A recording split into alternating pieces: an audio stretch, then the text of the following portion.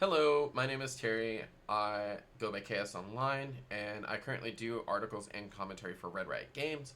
While I will continue to do commentary and articles for them moving forward, I wanted to start my own channel as well. This channel will primarily focus on the competitive aspects of Riftbound, such as gameplay, deck building choices, and kind of play patterns with certain matchups. And today I have a mirror match for Kaisa recorded at Gencon with my buddy Anu and and I'm just gonna go over some gameplay, kind of talk why I made certain choices, things he might have been able to do differently, things I might have been able to do differently, and go from there. Thank you for your time. Enjoy the video. So here we're resolving mulligans. He starts with the 2 costs. I start with the 2 costs. This is very standard. Nothing special here. He is opting to play rear guard. I'm opting to play sentry. I believe sentry has a little bit of, and here I'm going to sling this right across the table. We had to have a little bit of humor going on here, but I do think sentry is very valuable in the mirror. It makes the removal spells just a little bit more awkward to play.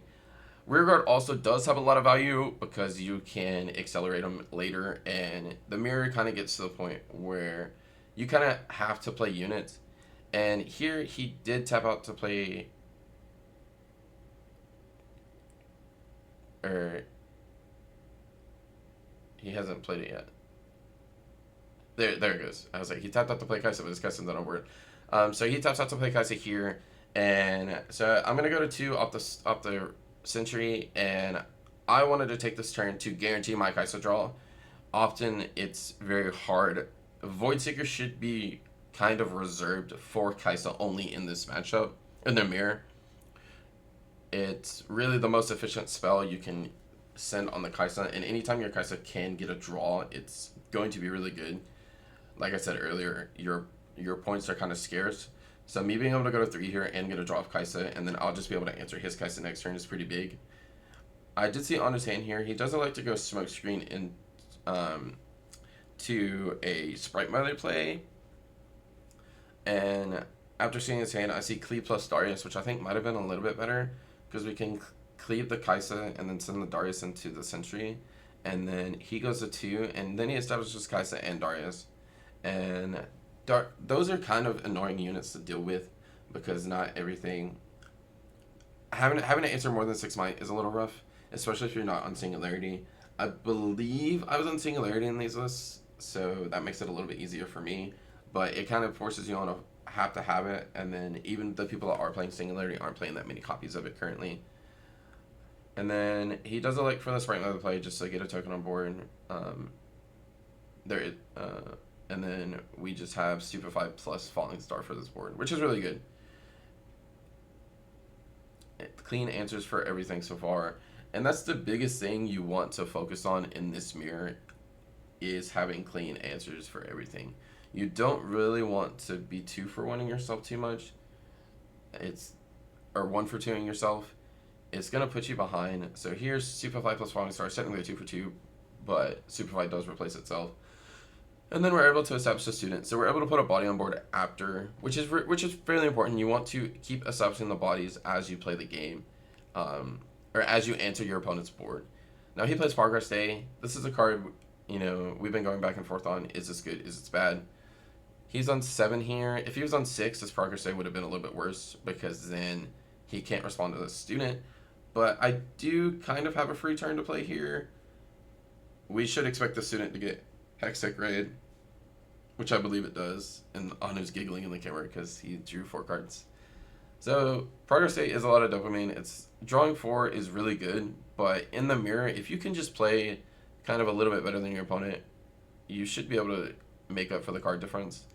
Like I said, the mirror's a lot of 2-for-1ing, and if you can force them to 1-for-2, so here I retreat the student, which is kind of an awkward play, honestly. I feel like we could have just let it die, but maybe I wanted to accelerate the Darius. Excuse me. I did get a little sick at Gencon, so I am recovering from that. But we do go to 4 here, which is a pretty big break point. This Darius is very exposed here, which kind of sucks. Darius is pretty important because it's really hard to answer on your opponent's turn. Same with Watcher. Going So he shakedowns. I say take 2 cards. So the card. So shakedown is a weird card. You think drawing 2 is really good, but at the end of the day, they only have so many removal spells and they only have so many ways to answer your cards. So it gets to the point where cards, as long as you can have a response for their play, it really doesn't matter how many cards they have in hand, which is kind of a strange thing to say. But so here we get Shakedown and we get Falling Star. This is kind of big because it forces him to recycle 2 on the Falling Star, since he already paid for the Shakedown. So like this is kind of a setback turn, and then we'll see what he does here. I think there's some units where you would just let Shakedown die, and there's also situations where I probably would let that Darius die, but most of the time I feel, and I'm playing Shakedown in these lists or in these games, and I am no longer on Shakedown. I think the card is a little weird. Before I was looking at it as either a 2 mana draw 2 or a 2 mana deal 6, which are great rates for both. But I felt that the good opponents were giving me the option that I don't want, and I would rather it be a different card in those situations. Sometimes you want the draw 2, sometimes you want the burn, and I would rather just have more of a consistent card and get the draw options elsewhere. After these games, I am on Yordle. I think Yordle is very good. I think especially in the Kai'Sa Mirror, I think any units that can replace themselves are very good in the Kai'Sa Mirror. And honestly, just having a few more units is also good because, like I said, Kai'Sa only plays so many removal spells. So once you can get past the removal spells, especially if you're playing like Yordles and Sentries, it's just a lot. You're gonna be up in the trade. So he pushes Student. It gets raid here, which the Student always gets raid. And we saw his hand. It was like double Rearguard plus spells. Like I said earlier, Rearguard is pretty important. He chooses to go Sprite Mother here, which is perfectly fine. I'm wondering if he accelerates Rearguard here.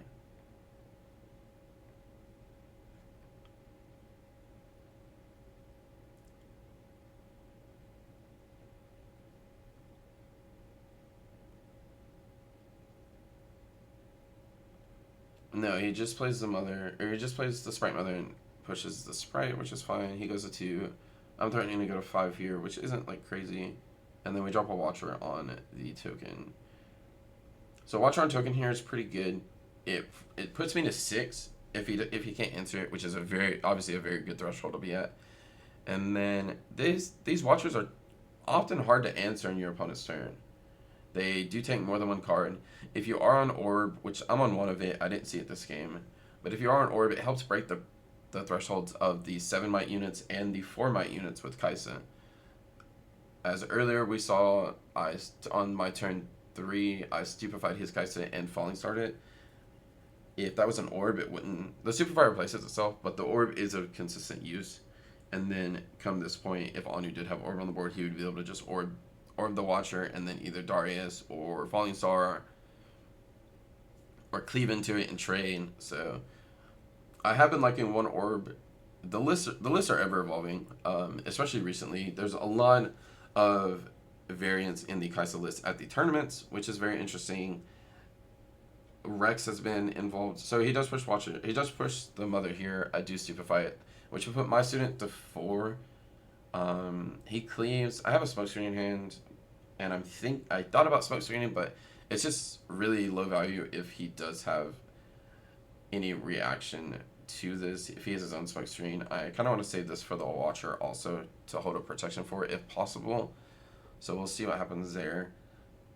But back to the list, they're ever evolving. I've seen a lot of Rex lately to combat the body decks, and I do like Rex, but I feel Rex with Watcher is just really kind of anti-synergistic because Rex makes you go behind on 2 runes, and then you're not able to play Watcher next turn, even non-accelerated. And then the turn after, if you have to end up having to chain Rexes, it's pretty rough. But Rex does put a lot of pressure. It's just a little weird to play with Watcher, and Watcher is also really good in those decks. So I think I do prefer the Watcher, and it also Watcher can't be affected by Unyielding Spirit, whereas Rex can. So here I'm just doing a count of his trash, trying to see what all he's used. He's used 1 Falling Star, 1 Ray, we haven't really seen anything else besides that, so we can pretty much just assume. Oh, and one smoke screen. So we can assume he has at least a Void Seeker in hand. He has what, 9 or 10 cards in hand.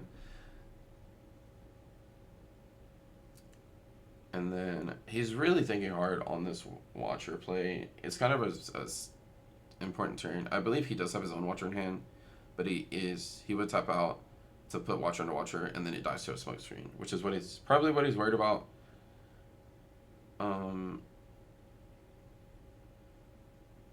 He does have like rear guard into. No, his line is pretty rough unless he double removal spells on this Watcher. Either double Void Seeker or like Falling Star plus Ray. He's already used one Falling Star, one Ray, and Falling Stars are kind of important to save for the later game to be able to answer base stuff once like I'm at 6 here, so it's really hard. And he is opting to double Void Seeker this Watcher, which is pretty good for me, honestly. I still have 2 more Kaisas in deck. I don't have them in hand, unfortunately. But eating double Void Seeker, like I said, this card is kind of reserved for Kaisa in this matchup because it's the only card that clean answers Kaisa. And being able to just accelerate and draw is pretty good. So I traded my Watcher for double removal spell. He does draw cards. Both Void Seekers do replace himself. But as I mentioned earlier, the cards don't really matter because Void Seeker is one of the most important cards in the matchup. Or just the removal spells in general and being able to efficiently use them. So getting 2 removal spells on one guy, even though they replace himself, is pretty big. And then here we go, Student into Darius over the Sprite Mother. He might be thinking about a smoke screen here, which he is. And then we just Ray the guy. So again, this is a really good response. We eat his smoke screen, which is a good combat tool, and we spend our Ray. So we traded Ray for smoke screen, and me being at 7 here, smoke screen is probably more valuable because it helps him answer the Darius. And then I also still have my own smoke screen up. I don't know what I'm laughing about here, but we're all just having a good time. This weekend was great. I actually met a lot of people this weekend, played a lot of games, did a lot of content with the Riftbound booth, which was great. I met all the devs. They were all fantastic, very transparent on their plans and their goals. Obviously, some things they can't talk about due to just not being able to. But I am very much looking forward to these future events. PAX is coming up in November. I will be heading to that. And then I will definitely be heading to the first regional. So definitely a big weekend. So this is going to be on his turn. I did see a couple answers for him. I am at 7 to 3.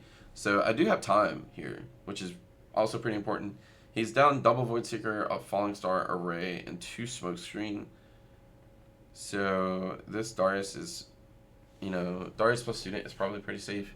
He can have like Darius plus Falling Star, hold up Smoke Screen, but that's a lot of resources as well.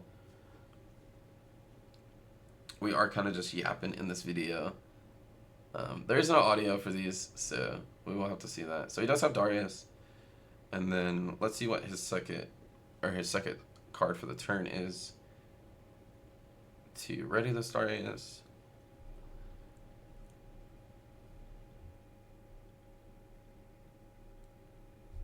This is interesting because I'm pretty obviously holding up Smoke Screen, or it's a really big threat. So he will choose to Falling Star. He does 1 and 1, and then so this is what this is a trade, I believe, because Darius is already hit by 3. He cleaves to 7. This would still trade with it. So cleaved, go to 10, go to 6. No, it would not. I'm sorry. I was off by 1. So we Falling Star again. Darius is kind of Falling Star is the cleanest answer to it, which kind of sucks because again we want to be able to Falling Star the little units that they play in base. It can just overwhelm you. He's tapped out. Essentially, his 1-up. 1-up cannot answer this Darius, and then we'll draw a card off this Conquer, and then I had some dramatic pause there. But so we do have this entry. He is down double falling star, so this Darius gets a little bit harder to answer. We no longer have the smoke screen in hand, I believe. And it looks like Anu does have a lot to work with here. He can double Darius, which is really strong. No, he's not. He's one short off double Darius. So we do have Rearguard go to 5, and then probably Darius on my Darius here. And then I am on Fortified, which is a little hard to tell. The glare, we messed with this glare a lot, and it was hard to remove it. So he's thinking about taking the Darius back because I'm Fortified, which is perfectly fine. In testing like this, it's often important to make the correct lines, not harp on whether your opponent is, taking back plays. Like, you always want to make the correct line, and he just forgot about Fortified, which is perfectly fine.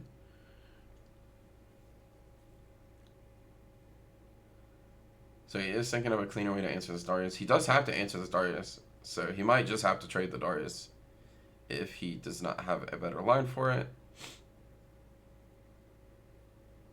We do get his last Falling Star. So like I said, this is important because he no longer has Falling Star, so it's not a card we have to play around anymore. We've also gotten double Void Seeker and a single Ray, I believe. He does accelerate here. Sprite Mother over the token. And then we are playing up top.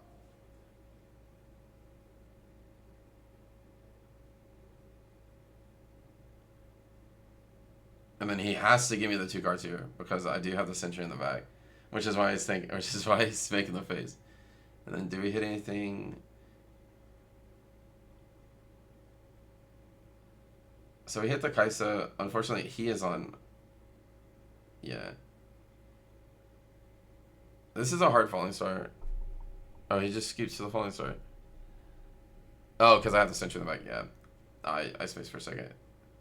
So this was a good game. Very fun. Obviously, I enjoyed playing all of these games with Anu and Rob and everybody else that I met here at Gencon. But we were testing a few things here and going over some cards. Again, the lists have changed, but the most important takeaway for this is to have your removal spells be as efficient as possible, and try to 2-for-1 in every situation, or as many situations as possible. Try to get a 2-for-1, and then don't 1-for-2 yourself, and then your games will probably be pretty decent. But yeah, this is just an introductory video. There will be more to come, possibly more on Tabletop Simulator. If you did see the white card in my deck, we were testing Progress Day. Again, I don't think I would test this. I don't think I would continue playing this moving forward, but I don't think it's a bad option. But yeah, thank you for your time. Thank you for watching, and y'all have a great day.